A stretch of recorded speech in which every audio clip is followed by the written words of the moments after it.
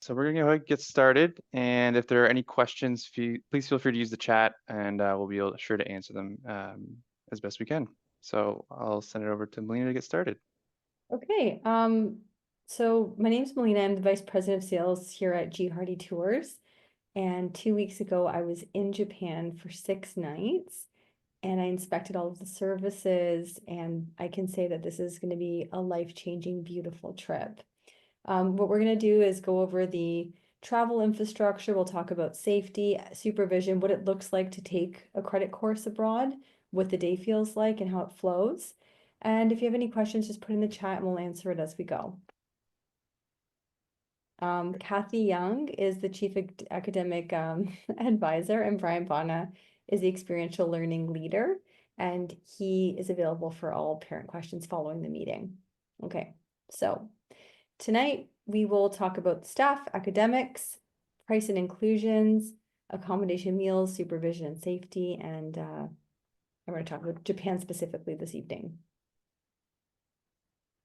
Okay, Blyth has been sending students abroad for many, many years, 75 cumulative years of experience, and over 50,000 students have signed up for programs, gone to Europe, and come home safely. And they had a wonderful experience. And here's a really nice testimonial that we love to share. This was last summer. The Gridley trip was an incredible experience for my daughter. It was fun and educational. The opportunity for her to immerse herself in a new culture and learn in a different environment was truly invaluable. Last year's programs were a big success. The students had a really good time. And Japan is trending right now. It's far enough away that it's the type of place where many people never get to in their lives. And it's the type of program where if you send your child, they'll get to see it in a way that you'd never see it yourself because we have a dedicated driver, guide, and a group. And I'll go through the itinerary shortly. Okay, why travel with Blyth Academy? Mark, maybe you'd like to present this part, and then I'll talk about the accommodation at the end. Yeah, absolutely. So we really focus on the four pillars of our travel program, and in no particular order, because the number one for us, I would always say, is the safe group travel. We want to make sure this is a safe trip, that students are looked after, and that they're in good health, and that there are no issues on these trips. And so that's really our number one priority always. But as mentioned earlier, our decades of experience, Blythe Academy over 47 years, GRD Tours 37 years. We've really been doing this for a long time and traveling with students for over 7 decades. So lots of experience and just lots of know-how on how to travel with teens. Academic excellence, a big part of the program is immersive and experiential learning and having great teachers to teach those courses. I'll talk a bit more about that, but we really stand by our strong academics. And then Melina, if you want to talk about the quality experience that these trips have. Um, because our company has three different divisions, we have our corporate travel, we have our private family holidays, bespoke groups, so adult groups like the ROM, wine associations, and we also have, and our biggest market is the student tours. The guides we're using, the transportation, the restaurants, these are all place things that we use for all of our trips year round. So we don't just put students in student accommodation. We make sure that we showcase the beautiful food and the really nice engaging guides that we would use for family holiday or a client like the ROM. Excellent. I can so I'll let Mark say something about this and then I have something to say based on last summer. Sure. Yeah, just talk briefly about the teachers we bring on the tour. We have teachers from Blythe Academy. We also have some teachers from independent schools and other public schools. They are all OCT certified. They are travelers themselves. They love to travel. They know what to expect when the unexpected might occur. They're really enthusiastic about being there, and they're bringing a lot of that academic piece to life. Um, you know, be able to tie the academics to the places that we're visiting. Um, and they do such a wonderful job. We've had such great experience with these teachers over the last few years. Um, and we really stand by their experience. Yeah, Um, and my job every summer is to be on call for this group. And I have to say the teachers had such great attitudes. They were so positive, enthusiastic, and they really brought the program to life. So we're really proud of the teachers that are on this program. and they're always available for the Yeah. students, which is great. Mhm. Um, for the principals, each trip has a dedicated school principal. Um, while they're not in charge of actually teaching a course, they're more there in charge of a few different things: logistics, making sure everything's going smoothly on the trip, um, discipline when it does come up. It rarely comes up, but that would be something that the principal would be responsible for. They're also the main person to communicate with parents, so they'd be sending newsletters and updates back to parents. Um, if there's something that happens individually with a child, they may also be talking to them about that. And then the great thing they do is the extra mile. So there's some times where a student needs something from a pharmacy. They might not be feeling well. They might be missing a school supply. Maybe their laptop broke, something like that. And the principal's there to just do all those little extra things to make sure that it's a smooth trip overall. Um, they also So, are the ones that set the curfew and make sure that everything's safe each evening. so the structure, as you can imagine, we offer different courses. There's one teacher per subject, and then a principal, as Mark described, overseeing it. And we travel one bus, one group, with the principal in charge, the teachers teaching their course, and a guide managing the logistics. Just a bit more about the academic side. All credits are recognized by the Ontario Ministry of Education. So these are recognized by universities. These are recognized by other schools. There's no issue with them not being recognized. So when you earn an ENG for you, English grade 12 credit, you can be assured that that is going to count towards your diploma. The classes are also personalized. As Melina mentioned, it's one bus. It's about 45 students typically, and so we will offer usually 4 courses, and that'll mean 10 to 12 students per course on average. And this allows really great one-to-one interaction between the teacher and the student, and also allows you to get to know your classmates a lot better. There'll be you'll be able to meet with your classmates beforehand, both virtually and in person. There'll be an opportunity to do that, meet your teacher, and receive kind of all the materials you might need for your course ahead of time. You'll also have a central ed platform that both the teacher, the parents, and the students all have access to, which will have all the materials, assessments. It's all very clear. It's all very transparent. There's no guessing of what's to come for the course. It'll all be accessible on our EDSB platform. And just on the note of courses, this is what we are offering for our trip to Japan. So we have 3 different levels of English, 10, 11, and 12. The wonderful thing about the English course is the readings will be tied directly to the places that we're going to be visiting. So you can expect if you're taking an English course that the setting for many of the books that will be part of the course will be focused on Japan and in particular the cities we're visiting. Writer's Craft is another popular course with our students. A wonderful inspirational trip, and why not take a Writer's Craft course?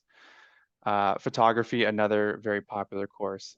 And of- we've added international business. We were trying to think of another course to add this year, and we thought, well, why not? We're going to be visiting Tokyo. We're going to be visiting some, big business hubs, as well as just being abroad in Japan. Why not, do an international business course? And so we're offering that as well on this trip. Okay, so this is a typical day. People say, what's it like being on a summer program? What's a day in the life of a student studying in Japan?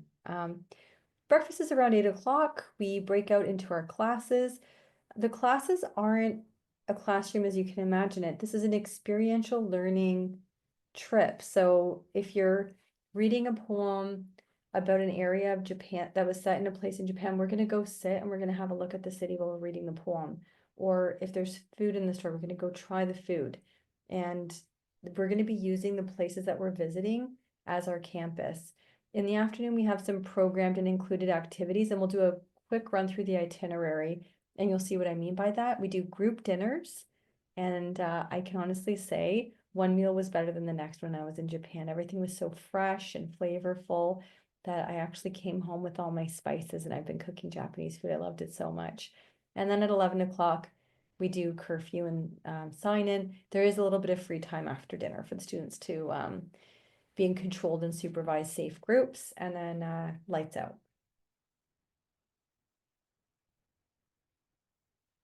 Mark, I'll let you touch upon this, and then I'll talk about insurance. Yeah. As I mentioned at the top of the presentation, student safety is our number one priority. Melina just talked about the system there at the end. We do allow students to sign in, sign out in groups. We sign them out in groups of 4, and this really gives everyone the freedom to explore a little bit, to maybe run some errands they want, to go get some food. The curfew will change each night. It depends on a number of factors. If we're traveling the next day, maybe a little earlier.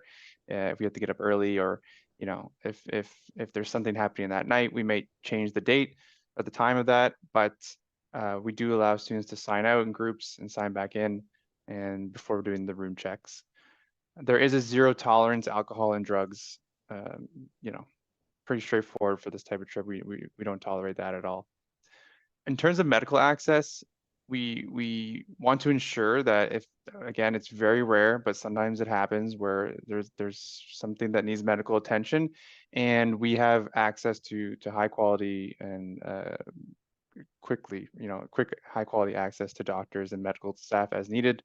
Sometimes the staff will come to the hotel, for example, to check in on a student, or we'll have access in the cities that we're visiting to medical teams. And just to make sure that, again, if something does happen, that everyone is safe and well kept and well taken care of, I should say. And for insurance, we highly recommend the insurance we're selling on our through our registration portal. It covers trip interruption, trip cancellation, and overseas medical, and that way you don't have to worry about any of those what if scenarios. So we highly recommend the insurance that you purchase it at the time that you sign up for this trip.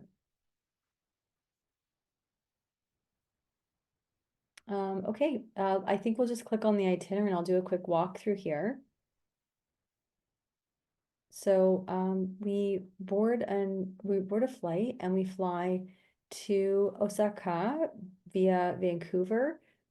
It's a long journey, but you get to go to Japan when you land. And then when you land and you walk out of the airplane, you're in a completely different world. So it takes a lot of hours to end up feeling like you are in a completely different world. You'll never, I don't know if anyone watching this presentation, if you've been on a flight longer than 12, 13 hours, you land somewhere that's very different than anything you've ever known. So we'll be a little bit tired, but then we land in Osaka, which is a beautiful, modern, wonderful city, really traditional, not too crowded. And we transfer to our hotel, and everyone's gonna be really tired, and we're just gonna go to sleep.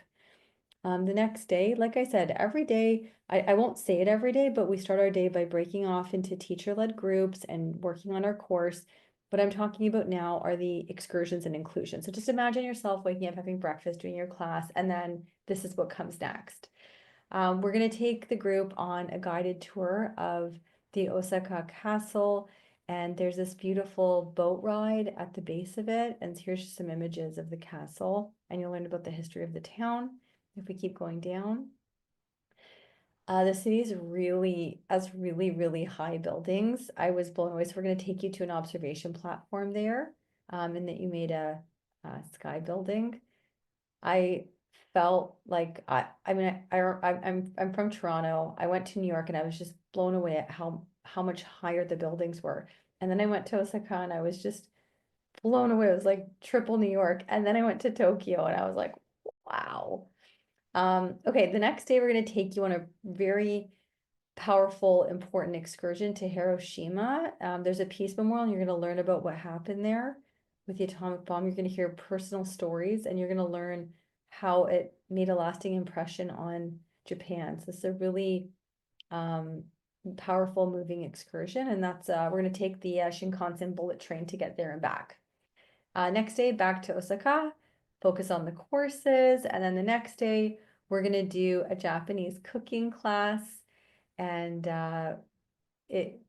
this is something I think you'll bring back with you to Canada, because you're gonna make some rice, you're gonna learn how to season the meat, and you'll learn in Japan, everything is in a beautiful bento box. So you're gonna end up having little sections of a bento box with stuff that you prepared. And it's a great lesson. And when you go to university, you'll be able to cook a Japanese meal. So we're gonna do that as a group.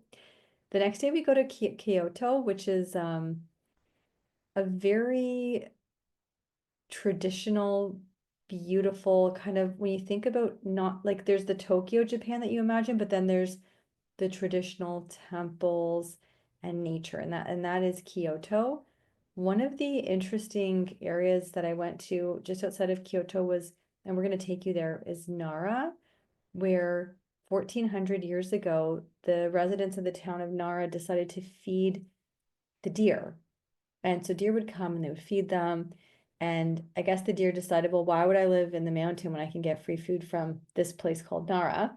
And then they just they're tame. They've been tame for 1400 years in this town.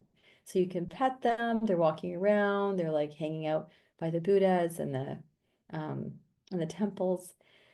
These are some of the temples we're going to visit when we're there. And then Nara National Museum, that's in Nara. That's the deer place I'm talking about. And we're going to go into the museum and learn about the history of the town. Okay. And we're going to, so Kyoto's also known as having beautiful tea ceremonies, and there's colorful kimonos everywhere. And I know here in Canada, it's inappropriate. They say culture is not a costume, and that is true. But in Japan, they're just so proud of their culture and heritage that they encourage students to do the ritual of putting on a kimono, girls, boys, anybody. And then in the kimono, we have a tea ceremony. You learn how to make green tea. So you'll know how to cook a Japanese meal, and you'll know how to serve a tea and put on a kimono. And then we wear those kimonos, and we walk to the castle from there. So you get a beautiful, iconic photo shoot by the castle. And then just when things are starting to get boring, I'm joking, it's not going to get boring. We're going to go to Tokyo, and Tokyo is going to blow you away. Nothing prepares you for the lights, the sounds. There's a picture there to the left. It says Shibuya Crossing.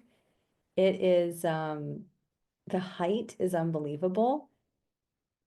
Hardly any buildings are labeled, because every skyscraper, it has a multi-purpose. So I remember with the elevator door open, it would open, it was a department store. Up a level, it's a hotel. The next time the elevator opened, it was like a legal office. So these skyscrapers dominate the town. It is so clean, it is so safe, and it's so interesting. And we're going to use Tokyo as our base. Okay. We're going to take you to Team Lab Planets. I would describe how this was one of the most, and I've done this for 20 years. I've been to a lot of museums around the world, but this museum is a sensory museum, and I'm deliberately not going to tell you too much, because it's meant to surprise you and immerse you. So what I will say though is that you will never be more engaged by a museum, and I can't tell you what you're doing because no one told me, and I think that's the best way to do this museum. And I know that's going to be one of your highlights of Tokyo. The next day we go to Disneyland. Again, imagine you're waking up, doing your class, and then let's go to Disneyland. So we're going to ride some rides, and we do age-specific activities. So we're going to do things in Disneyland that teenagers enjoy doing, and we're going to do that really purposefully and making sure it ties into your course. The next day, we have some more morning classes, and then we will do a ninja samurai experience to learn about the history of the samurai swords. And you're going to have a training session, and then you're going to use not actually sharp swords, and you're going to have a samurai battle. So we're going to see who's going to win that. And then the next day, we take you to an agricultural experience. The students are going to volunteer and plant and get to go off the beaten path into nature. And then we have exams. in Shinjuku, and Shinjuku is the iconic Tokyo neighborhood where all the movies are filmed. So we're gonna do our farewell dinner in Shinjuku. Each neighborhood of Tokyo could be a city in its own right. There's 40 million people in Tokyo, in the greater Tokyo area. So more people than in Canada, but that's in Tokyo and surrounding. It is something that you will never forget. But it's so clean, and and zero crime, amazing food, and just a great place to study and learn and engage and realize we're all on this planet, and we're over here, and 12 hours on a plane over there, you land here, and you get to see how other people live on the other side of the world, and you get to see it with your own eyes while you're learning a course. And I think for students taking photography, it there's no better place to capture these unique, incredible images. And then the next day we start thinking about going home, pack our bags, and then back on the flight, and then you come back and you tell everyone what a great trip you had, and then they're all going to want to go to Japan. Okay.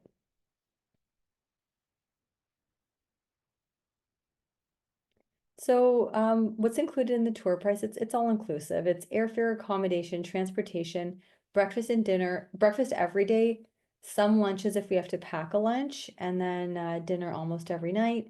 All your taxes, Wi-Fi, course material, instruction. So you just pay the tour price, and anything in the inclusion, and then you'll see all of this in the inclusion section. And we'll drop an e-brochure into the chat, and you can actually see it on the e-brochure, and you see it when you sign up as well. And we talked about hotels.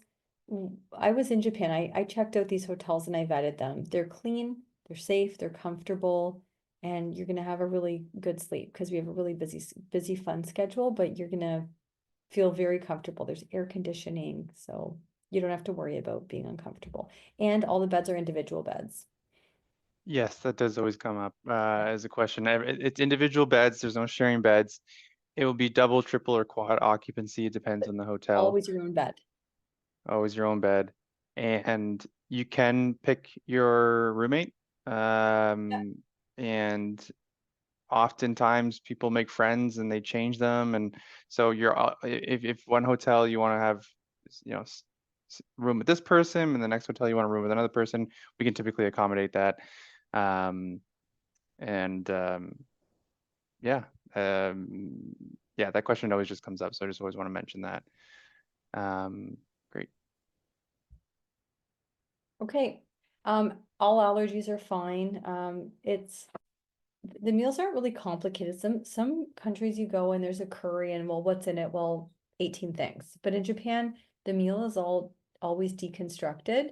So you have your rice, your protein, and various vegetables and fruits. So it's usually a combination of that.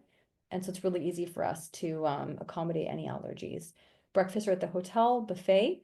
And there's also a Japanese breakfast option, which we always encourage students to try. And a Japanese breakfast is similar to a dinner. It's like a little bento box, but with a little bit more fruit, rice, a hot miso soup, and green tea. Mark, maybe you could talk about the ambassador program. Yeah, just briefly, I'll talk about this. Um, it's something new that we're doing this year, and so we're looking for one student per trip to act as the ambassador. And what that means is first of all, they help spread the word at their school or in their community. And then on the trip, they're going to be creating content and sharing that with us. So we want to be populating our social media and our Instagram while the students are on the trip, and the student ambassador will be a key part of that, filming what's going on that day, taking pictures. Um, as Melina said, with the kimonos and at the castle, and just capturing all of that and posting it. So we're looking for one student per trip, and as part of that, students will get the $500 off the trip, $200 per referred student, and you gain a great experience, little somethings for the summer. It's not a ton of work, and you get some great little perks with it. So I did want to mention that in case anyone is interested. And I'll just talk a bit more about both of our organizations. So as we mentioned, Blythe Academy is running the trip. G Hardy is managing all of the logistics and the travel portion. So just to give you an idea of Blythe Academy, we are really experts in education. I mentioned we've been doing travel for 47 years. Well, we've been doing education for just as long. And as a result, we have 8 campuses across the GTA. We do full-time, part-time programs, night school, summer school. And we also have 2 online schools. We have an asynchronous online school and a synchronous teacher-led kind of Zoom style school, offering courses all year long, night school, summer school as well. And we also have athletics. And so we combine our athletics and academics to give students really flexible learning, and that combined that meets their athletic goals as well as their academic goals. But as I said, we've been doing education for a very long time. We specialize in particular in high school, and so we're able to deliver that experience not only in Ontario but also abroad. And G Hardy Tours, as I mentioned, we're group travel specialists, but we also do private family holidays and we do travel consultation as well. If someone wants us to design a trip for them, we also do that.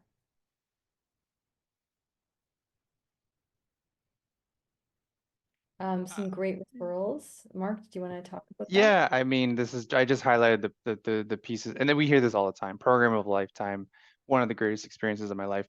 Students go on these trips and they come back changed, with their eyes open. It's just such a wonderful experience, travel, and it's a wonderful gift. I mean, especially with this particular trip to Japan, as you said, Melina. I mean, what an eye-opening experience.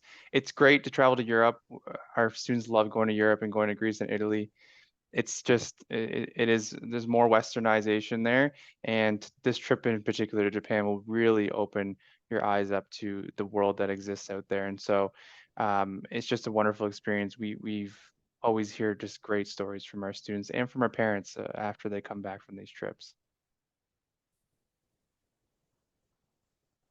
I did want to mention a couple of discounts happening right now. So we have we're waiving the registration fee until October 31st. So we've got about a week. If you want $195 off of that's for all trips, not just Japan, but any of the trips. And we also offer a sibling discount. If there's a second sibling that wants to come on the trip, we'll knock $800 off of that that trip as well. And that's it. Lena's, what a great trip it's really great to hear your perspective on it. I'm very jealous that you get to go. I'm very jealous of the students that are going to get to go on this trip as well. And yeah, just any questions, we're happy to answer. If you do have questions afterwards, feel free to reach out either of those emails. So the sales at GRD Tours, that's how you get a hold of Brian or Melina, or if you want to drop that, that's perfect. And you can also message Kathy. She's their chief academic officer, and she's answering any questions about the academic side. She can also answer questions about the trip. But yeah, we encourage you to explore our options on the website, travel.blytheeducation.com. And if there's any questions, please let us know.